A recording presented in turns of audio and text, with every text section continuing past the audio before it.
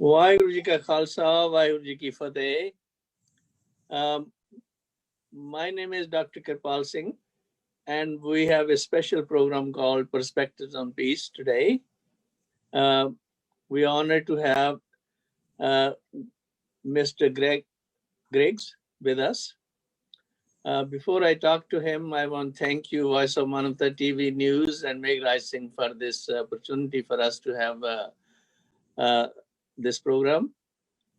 And to our audience and to participants, good morning. And also in your language, if it may be Vaheguru Ji Ka Khalsa, Vahe Fateh, Islam, Ram Ram, or what else, ever it may be your background, please accept that. And also subscribe to our program if you're not already doing it, and also tell your friends. So as I mentioned earlier, the views expressed on this program are strictly our individual. These are not the official views of Voice of Manavta. So we're honored to have Mr. Griggs to talk about his views on peace. And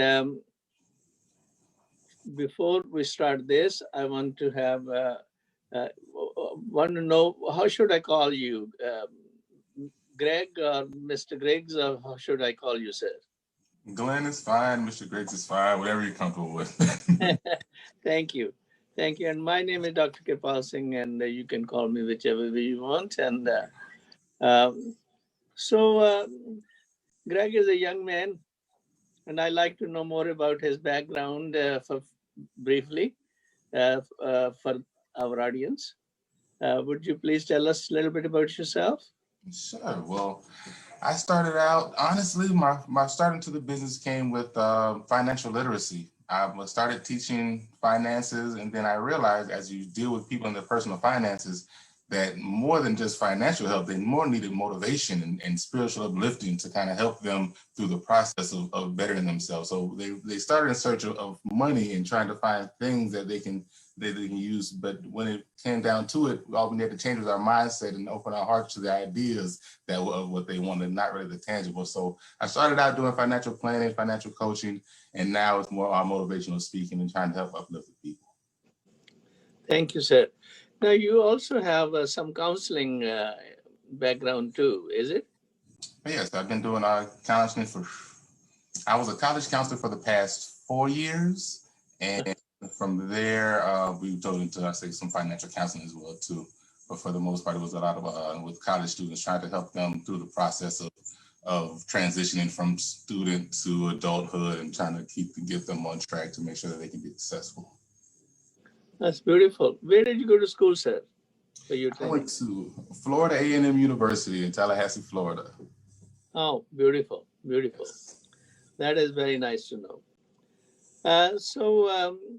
Please tell me, what do you think so many people talk about peace in the world, peace here, peace there and all, but I don't really quite understand what they mean by it.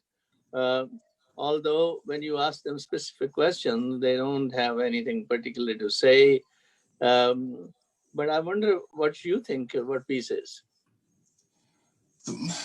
Honestly, to different people, it seems to be different things. But overall, I think we look too much for an individual, personal peace instead of a collective peace. We try to find our own individual peace, which means, just when I say peace, I mean a sense of happiness, a sense of feeling loved, a sense of comfort where you're comfortable in your surroundings and the people around you. So normally thinking of peace, I think of that feeling of love, that feeling of self-love and loving others and being loved. Mm-hmm. And then, of course, we have global peace issues and peace within the country and within the nation and homes and all those sort of things, different variants of it. Yeah, definitely. So in your experience, what kind of pieces you come across? Honestly, once I started the path to find individual peace, personal peace within, then yes. that can be shared with others, and I can bring that peace. I can bring peace to all those around me and all my surroundings. So first, I had to find out what it was that was keeping me from feeling that inner peace. And then once you can find your path to that individually, now you can go out into the world and align with other people and help bring peace to those. Because if one person in the group is unhappy and miserable, that feeling can kind of reverberate through other people. So you have to bring peace with you and lead with love in every situation. And I think that is how to kind of bring that peace and that unity of peace to everyone. Thank you. So in other words, you can have a social peace, individual peace, financial peace, spiritual peace, family peace, racial peace, ethnic peace, so to say. So depends on what background and what concerns people may have. I honestly believe that regardless of background, there are things that we all have in common, no matter where our spiritual or racial. At the end of the day, as a human being, we all have the same wants, some of the same needs. We may go about different ways of achieving them, but Yes. At our core, we all have the same basic needs: to be loved, the need to eat, to just the personal needs of individual people. We look towards what we have in common, more than what the differences that we normally see. I think that can bring a lot more peace to a lot more people by just focusing on the things that we do have in common instead of our differences. Mm-hmm. So you have any favorite peacemakers in your as role models, or which you like or may like to talk about a little bit? Role models. One of my biggest role models in my life would have to be my father. I always start there, because as a man, he taught me how to find peace in any situation. How to, as long as you are coming with a calm mind and an open heart, that no matter what situation you're in, there can always be happiness. You can always find joy. He used to always tell me, you can learn something from anybody if you're paying attention. So you just have to open your heart and your mind to new experiences, and you'll always be able to be successful. So my father would definitely be one of my biggest advocates. That is wonderful. I'm so glad you were fortunate to have your father teach you and be your role model about these things. How about your mother? My mother is I always say my father taught me how to get through in life, and my mother taught me how to love. So she was one of the most sweetest, loving people that I've ever known. So I learned how to love. Like we all know it's easy to accept love, but sometimes to give it, you have to be taught. And she definitely showed me how to love. Yes, beautiful. How about your siblings? I have 4 sisters and a brother. So they are all, once again, doing their own, very, very successful in their own rights. They all are wonderful people that I'm blessed to have grown up around and know. So just the fact that having that close family circle kind of adds to the fact that, there's always love out there in my life, regardless of where I am. I know I can always come back to that family circle and feel that love. So and it's a lot of us, but the more the merrier. That's wonderful. So they are part of your peace process too. Definitely. You can't, until you have that internal peace, and that peace at home is where it starts. So you need that foundation, that strong foundation to come back to. And that is my foundation. When I go back to my family, anytime the world may become stressful, or you may have a bad day, anytime you can come home and reset, and you kind of get to see what's important. And you realize as long as there's family and there's love in your home, everything else can be worked out. Mm-hmm. That's beautiful. How about your teachers? My nieces? Teachers, your teachers. Oh, teachers. Yes. Oh, okay. Yeah, well, I've had over the years quite a few professors. Once I got to Florida A&M University is where I really started to have mentors who kind of guided me as a man to kind of teach me some of the things. As a young man, we have all of the energy, all of the athleticism, but none of the wisdom to kind of make us successful. So I've had a lot of people to kind of guide that energy along the way to kind of teach me that, age and maturity don't really correlate. So you must make sure that as you grow older, you must gain the knowledge and wisdom to mature, because it's not going to happen organically. Mm-hmm. Yes. How about peers? Your friends and peers and you grew up with, did they have any influence as far as personal peace is concerned? Definitely. Those are the people, like your family you're born into. Your friends are the people that you choose to be around. So if they're not bringing peace in your life, you need to make different choices, or you need to try to find better ways. But what I've found is that my friends, no matter what we can say, I have my same friend group. We've been together since we were small children, and we still to this day get together as often as possible. But having that foundation to keep you grounded, no matter how successful you get, no matter what material things you may attain, they still know you for who you are and who you've always been. And they can always kind of ground you to make sure that you don't get swept up in these worldly things, and you can make sure that you remain who you are as a person. So that's also part of that foundation, that center that we all really need. Mm-hmm. So it's important to choose what kind of peers you want to have and what kind of influence they will have on you, and vice versa. Hmm? Definitely. I heard a quote the other day it was from Will Smith, an actor, and he was saying, if you want to see where you're gonna where your life is going and what you're gonna be in life, all you have to do is look at the 5 people you spend the most time with. Because most of the time, your life is gonna mirror those people that you spend the most time with. So, and I think that's very profound to think. If you look at your friend core, if you're spending the most time with them, if you're not aligned in the same ideals, you'll probably be skewed a bit to whatever way they're going. So you do need to make sure that friend core is at least somewhat like-minded, and not too much like-minded, because you do need some balance, but you'd also want to make sure that you're all kind of on the same path. Mm-hmm. Yes. How about the influence of the church, religious organizations? Well, when it comes to the religious organization, once again, growing up, my background was a little different than most. My father was Muslim, and my mother was a Baptist Christian, and they were married. So growing up in that household, we did get a lot of more religious freedoms than most, because they kind of wanted us to find our own path to spirituality. So the church had a big background. They played a big part in my foundation growing up. But as you grow and you learn more and you experience more, you find more. I found a more spiritual path than just actual religious studies. That's interesting. I sent you that little link on Guru Nanak's message from Interfaith. Yeah. Because when the founder of Sikh faith, that's the faith we practice over here, is in 15th century. When he came before he started his mission, his declaration was, after his encounter with the divine, there is no Hindu or Muslim, because those were the 2 communities around that time. And his message was, we all children of the God. God doesn't differentiate whether you're Hindu or Muslim or anything else. What matters is your actions speak louder than the words. So that's what going to determine our closeness and our way of life and the quality of our life, the actions by which we live by, rather than just the lip service to many things. So since you mentioned your father was a Muslim, I thought that may have been interesting for you to look at this message. Definitely.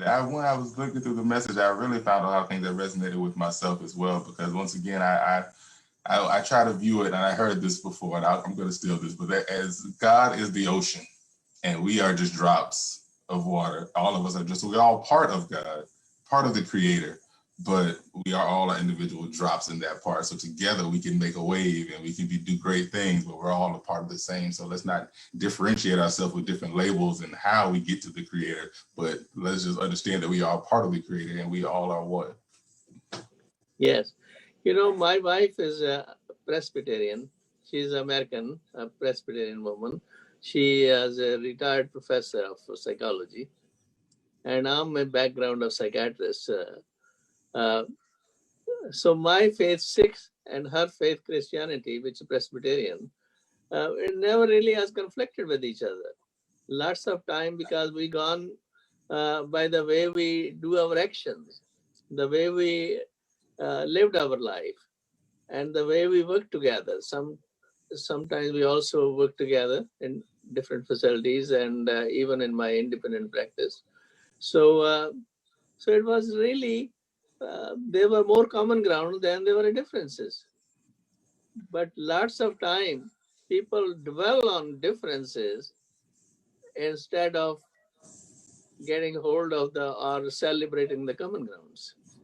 And I found differences are much easier to see because you can visually just see differences. So it's a lot easier to get fixated on a difference. But if you take this a little deeper dive, especially to a lot of different religions, you notice there are things that overlap in just about every single one of them. And one of those things is how you treat others, kindness to your fellow man, to your neighbors. So that is one thing that we can find through almost all religions that come that can bring us together. So no matter what our faith, no matter what our background, if we can get past some of the visual cues and the visual differences, we can see that deep down, we all want the same thing.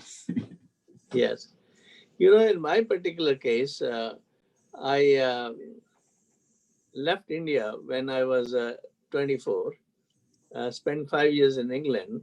Um, that's where I did my medical training further, graduate work in medical training. Regarding my own faith, I didn't really pay much attention when I grew up. But when people started asking me questions, why do I wear turban? Why have a beard? Why have a bracelet and all those? I have to think. I have to think what to give them the answer. Huh? And that was a discovery for me with my own background when people question me. And I ask them questions. This is how I got my spiritual knowledge, knowledge of the world religions that way. And when I look back, Guru Nanak's message, if I had known that way when I grew up, it was a kind of a bridge between East and West. When he said there's no Hindu, no Muslim, because the Muslims represented the Western thought processes in India and Eastern were with the Hindus. But he saw the underlying unity in it. And he said that's the road to peace, underlying the unity instead of quibbling about the superficial differences. You can still make your choices the way you want, but collaborate and coexist compassionately with each other. Definitely.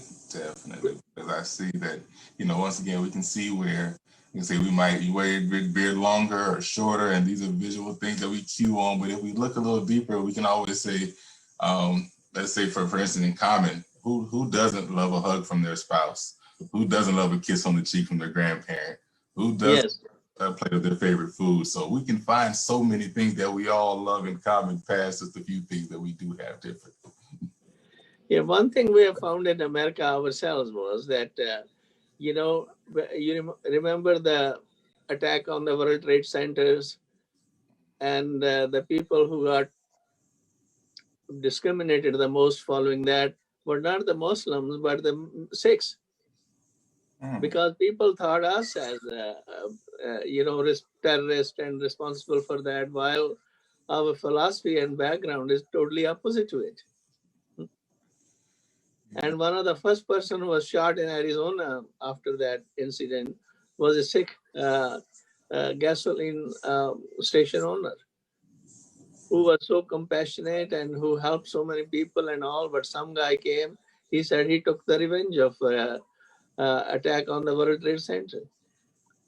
So it has always been a kind of uphill battle for our community because of our appearance, which to us is a badge of service to tell people what can I do to help you, rather than be like a sore thumb or a terrorist. Definitely understand. We try to educate people, but it's an uphill task. It's a very uphill task. There are a lot of hate crimes committed in that direction, simply because people don't want to learn or don't want to pay attention or whatever. So I don't know what, if you may have some suggestions in that area, how to go about. Being a person of African descent and living in America, I mean, we go through we've seen all of the different ways that hate can manifest itself and show. Every other week, it seems like there's another young person being killed by the police. There's always some form of fear and hatred of something different, and it's disheartening. And it's hard to say, because once again, most of the hate comes from one side of the fence, if that makes any sense. And so it's not like a dual, you hate us, we hate you. Most of the hate comes from those in power who fear something coming in differently to affect that power that they love. So what we have to do is just try to find a way to, as a people, as we come together. Once again, we are all the put upon. We are all the people that are being stereotyped and attacked, and we as a people have to come together to find our balance, to get past our racial differences and show the people who are in power, the people that are hating, the people that are attacking, that love is possible, and that if we can do it, then it can be done worldwide. Because honestly, we can't survive without it.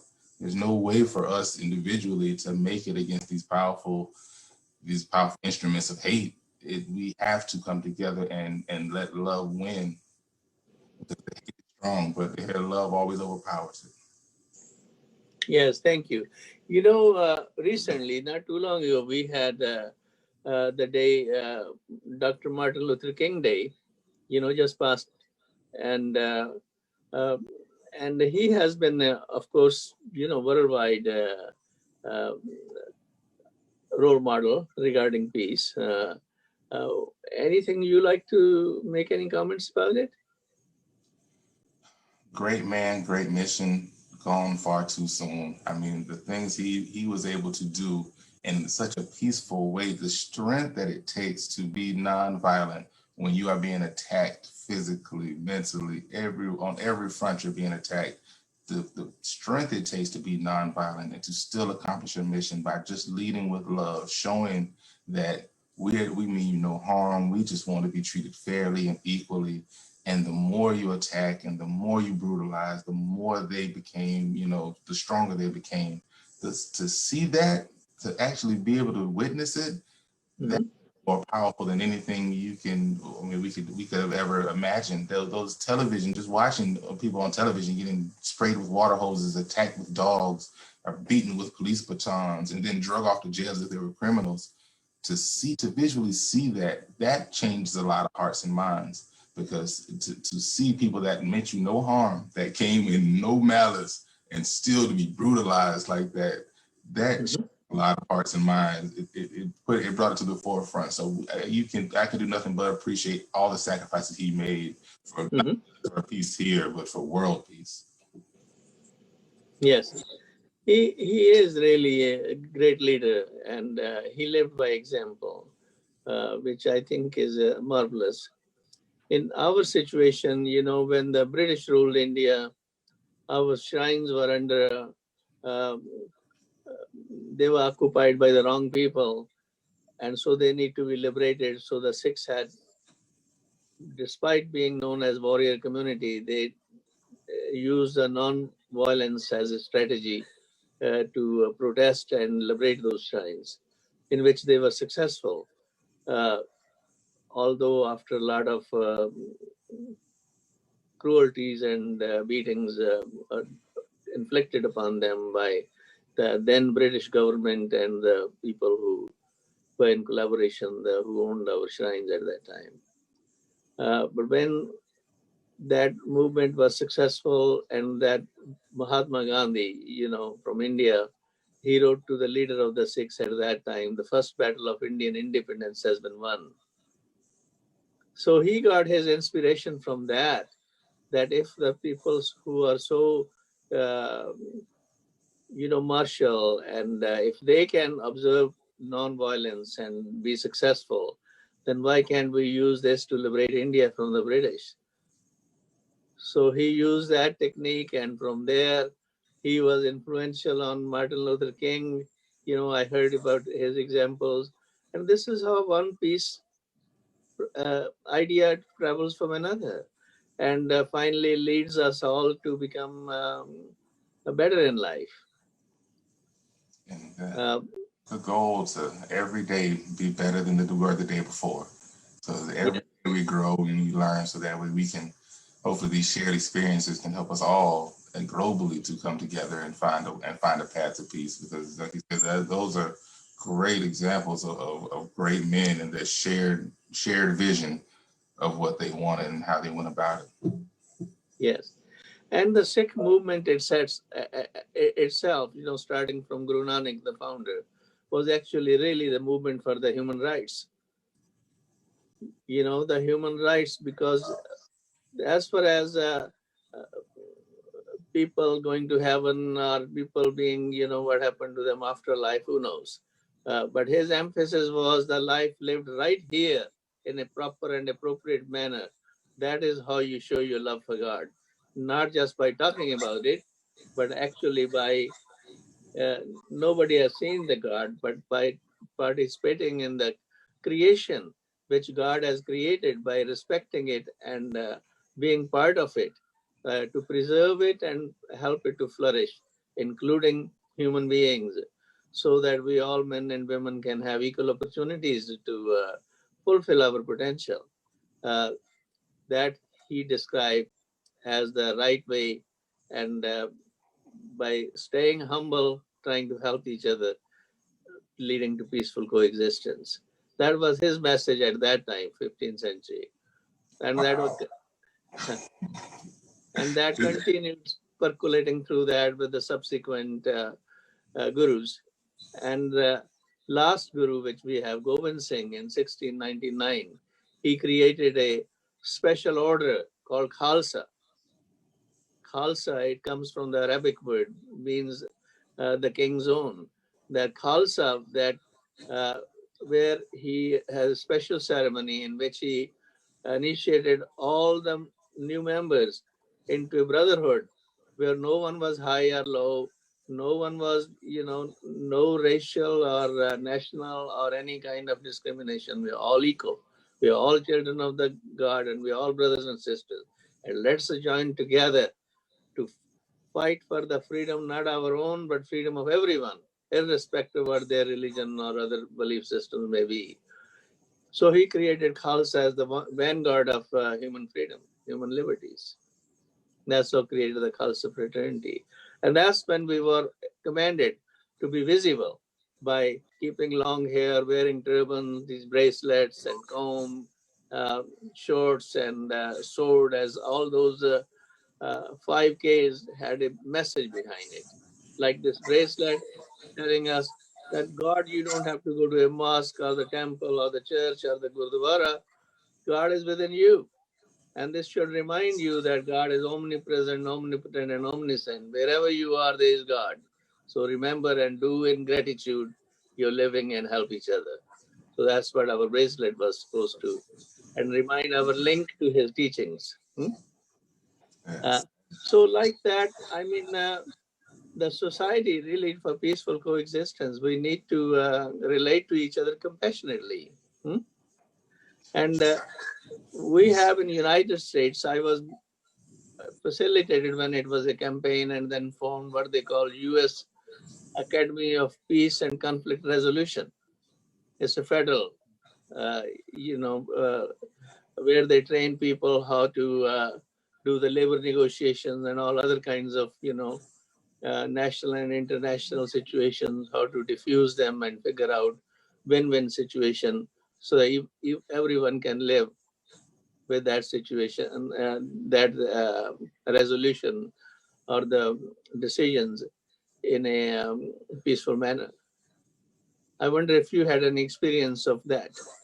I have not, but that sounds like a wonderful idea to a place where you can actually teach. Because once again, a lot of this is not natural. We have to grow into these thoughts and these processes. So to put a place together where we can actually learn, how to coexist peacefully and how to find these ties that bind us, that is a great idea if executed properly. Because another aspect is, America's got is the richest country, a lot of abundance and a lot of things over here. Really, there's no lack of resources. But it's the application of the resources, and it's the distribution of them, and the motivation of the people, which is in question. And also broken homes. We have so many broken homes.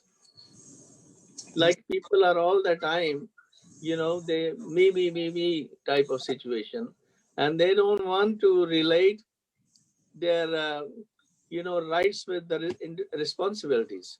Everyone wants this right, that right, that right, but no responsibility. And rights cannot exist without the responsibilities. What do you think? All it takes is a few greedy people of power to mess up the system for everyone, and that's what kind of messed up everything for the system. With especially with the way things are distributed, we have a few people with a lot of power, and they become greedy. They want it all. They want to form their own heaven on earth financially, and they believe that their amount of money, which is just some physical, tangible item that really, in the face value, you can't eat it, you can't sleep under it. It's just a kind of a make-believe form of currency. They believe that this money gives them the power to be better than people and that they deserve to have more. So when they are hoarding all of the funds at the top of the mountain, the people at the bottom of the mountain are struggling, and they have a tendency of looking down on those people as if they just worked harder, if they did more, they could be here as well too. But there are not unlimited resources, and to think that we can hoard more than our fair share and to be able to good night knowing you're doing that, that's a special kind of twisted mentality that we have to get out of. Because if a man steals food from my home, is he wrong for stealing the food because he's hungry, or am I wrong because I didn't give it to him knowing he was hungry? Mm-hmm. We really criminalize him for feeding himself, or should I be criminalized for not feeding my neighbor? So we have to find a better way of looking out for one another and making sure everyone, regardless of their background, regardless of racial, that everyone has a fair opportunity. We might not have the same outcomes in life, but at least have the same fair opportunities to choose the path that their life goes, and not be limited because of lack of funding or because a few people that have figured out how to take advantage of a lot of people decide to use their power for evil instead of for good. Yes, you have a very good point. You know, the dignity of labor has always an important issue. We do know we have Labor Day and all other kinds of things, but without the people's doing something and people's, decision to actually participate in the process, nothing can be achieved. Some work is better than no work at all. Like they say, the idle person's mind is a devil's workshop, the old adage, the people who may not work and just loiter around and all, just one thing leads to another. While to be able to earn honestly earn $5 are much better than the $50 received in charity or a so-called charity or stolen or some other ways, I know my father always taught me that a person that does not work cannot sleep at night unless they either take advantage of or receive charity from a person that does work. Mm-hmm. Yes. And the kind of financial literacy you were talking about also begins, you can give $100 to two persons, the same amount. One person may not even come out of using all of it in the restaurant and come out hungry, while the other person may use that $100 and buy supplies from the store and careful manner and feed the whole family and still save $5 out of it. It all depends on the outlook and ways you manage and your skills and all those kind of things, which is again of a part of the financial literacy. And that, honestly, that's the hardest lesson in financial literacy, is learning that it's not how much money you make, it's what you do with the money you make that makes exactly. Because we can literally, like I said, that same person could have went out and bought a fishing reel and fishing rod and fed their family for the rest of their life.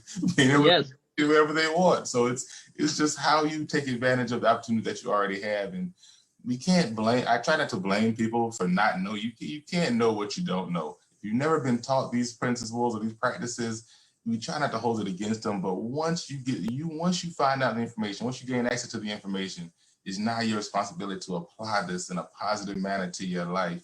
And the application is the part where much of the coaching is necessary, because the principles are not difficult. It's just that application of the principles to your particular life is kind of a task. Yeah, very true. Sometimes people have a feeling that they should have received everything on a platter. But that's not the reality of life. The reality of life is learning, acquiring the skills to manage yourself better, like the financial literacy, independent living skills, and all those, and able to do any kind of work to make an honorable living. So, a lot of it, our sort of moralistic thinking, that is at stake, which is causing us a lot of grief and lack of inner peace. So it's a lot of, they place a lot of emphasis on classism. So especially with the different types of labor we do, they want people who are in suits and in businesses to be on the top and people that are doing manual labor to be at the bottom, not understanding that all work is important no matter what it is. If you, I don't care how much money you make, if the garbage man doesn't come pick up your trash every day, then you're gonna have diseases and bugs and germs out in front of you in your home. So it's important. No matter how much it pays, no matter what we are doing, we have to respect each other's tasks because without one another, no job can be important without everything being done. Like if you want to go out and you like to eat, but you don't want to grow food, well, without the farmers, you can't go to the store and buy food. So we have to make sure that we all understand how it all works together and we don't look down on people for the job they do. And we stop trying to exalt people who have these business type jobs. Exactly. Now, you have so many wonderful ideas which you have shared with me in such a short time. Uh, but you got all those. How come so many people don't get them? What is the reason? Well, honestly, you learn these things through what I always say. Life is the best teacher there is. If you haven't got there yet, just keep on living, because nobody grows to these places because it's just one day I want to be better. Most of the time, the things you go through in your life kind of lead you on a path to learning.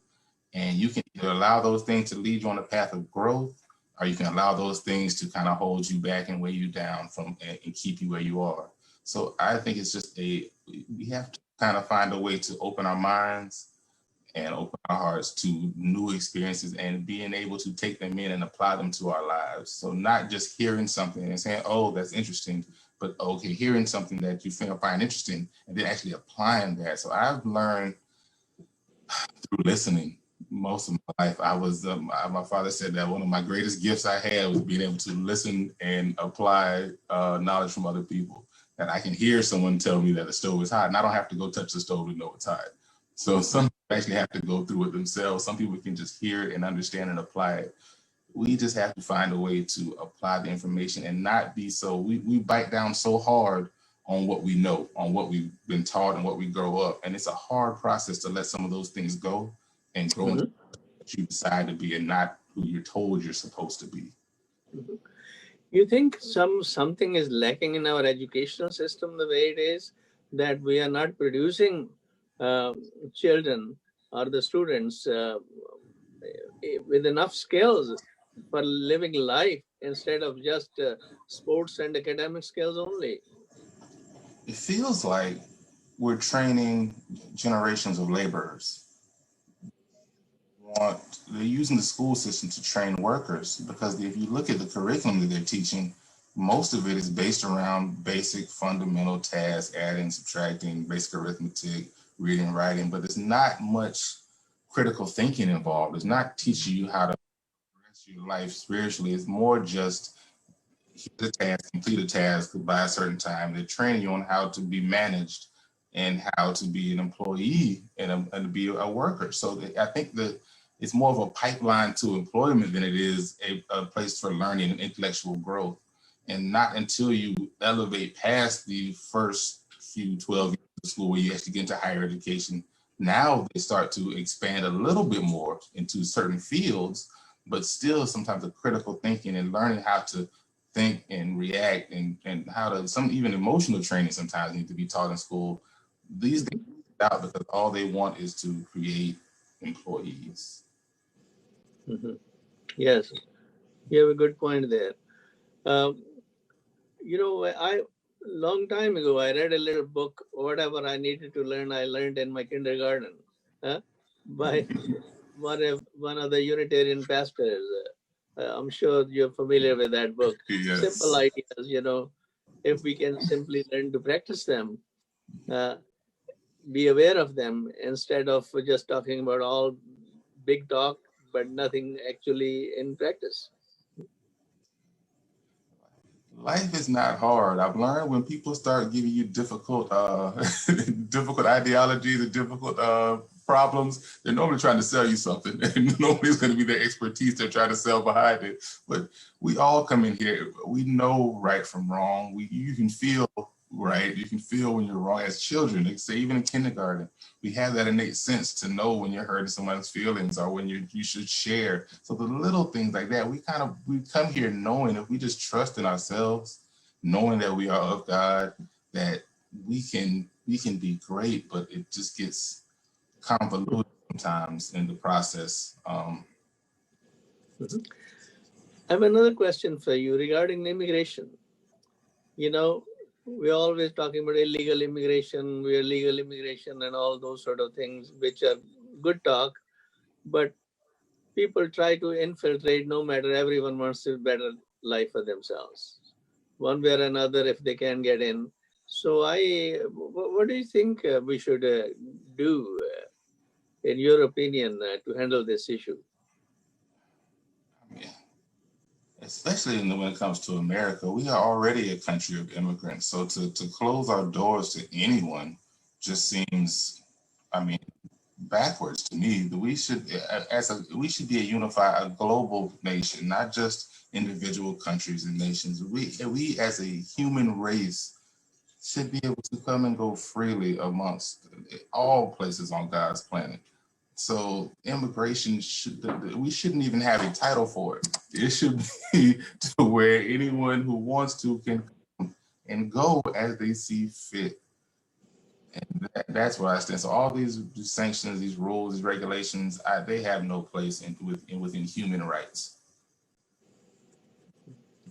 Which is sad because, like, for example, Mexico, Central America, and all other countries, they are, we owe responsibility to each other when we talk about New World, and then we say anyone attacking the New World, it is attacking America. But if we are not helping the other people who are poorer nations within the New World, then they're seeking help from other places. Then we get angry with them. It kind of seems a strange way of dealing with the situation. It's like not feeding your pet and then getting shot when it bites you. It's like at some point you have to take care of responsibilities and being nice to one another, making sure we are all cared for and in a good place. It's not just good for the others, it's good for ourselves. Anybody who's done a good deed knows the feeling of helping someone. When you feed someone who's hungry, that's a great feeling for them because they're eating, but also when you get to do that act of service, now you feel good as well. So we need to, once again, there'll be no room for anybody, any of our enemies to come in and help if we are already there, like you say, taking care of those around us and making sure our neighbors are fed, our neighbors are comfortable. It's the few greedy people that kind of mess up the system. They've been given all of the power and they kind of mess up the system for everyone. It's just one of the biggest, it seems like the biggest fear is equality. And because of inequality, they feel like they'd be losing. Yes. So really, to achieve the inner peace, we need to reform ourselves. Really, it all begins from, like that song, "A peace, if we want peace, it begins from me." Definitely. No one can make you happy or unhappy. You have to decide to be happy, and then you can go out and spread that throughout the world. But it's a decision that we all must make on how we want to live our lives. And that's one of the greatest gifts we have is that choice of how we choose to live our lives. We can choose to live for peace or not. Yeah, and then we can translate that more into the we process instead of just I. Then maybe our whole family and friends will be at peace as we collaborate with each other. And then, of course, it snowballs into a bigger community level, national, international level. But unless we start at our individual level, really nothing can be started. It's just building castles in the air. I can't give you something I don't have. So if I don't have inner peace, I can't help give you peace either. So yes, I must find that peace within to be able to share that with the world. And so it does start at home, but once again, it starts at home, but it doesn't stay at home because you can't, none of us, no man is an island to themselves. It takes community, it takes family, it takes friends. And sometimes that is what brings you your peace. And if you allow that, instead of trying to isolate yourself and find things, if you allow those people in and you allow them to love, that is what can help bring that peace. So the key to global peace would be starting from the individual peace and actually doing it, not just keeping it talking level. Living it, yes. I really appreciate your contribution to this program. And last few words you want people to know from you regarding your own life and peace or any other ideas? I am in no way, shape, form, or fashion a finished product. It is a process, and it is a daily process. And I challenge myself every day to be better tomorrow than I was the day before. So every day I wake up, I just try to be a little bit better than I was the day before. And as long as I can keep on that path and keep growing, there's always going to be setbacks, but we don't focus on the negative. We lock in on love, and we focus so that when we get that we can always know where we're going. No matter how wavy the road gets, we can always wind up in our destination. So just focus on self-improvement, on growing and leading with love in all things you do. That is one thing that I try to live my life by, is that if you lead with love with all things, you'll never find yourself in a bad situation.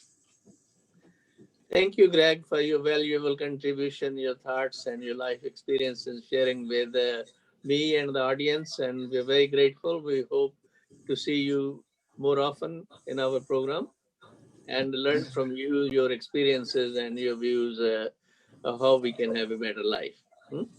Thank you for having me. Thank you for having me. Anytime you want me on, give me a call. I'm always available. Thank you, sir. Thank you for again coming over. And thank you, audience, for your time. And thank you, Meghraj Singh ji, and for this time. And thank you, sir. We'll see you then. Bye-bye.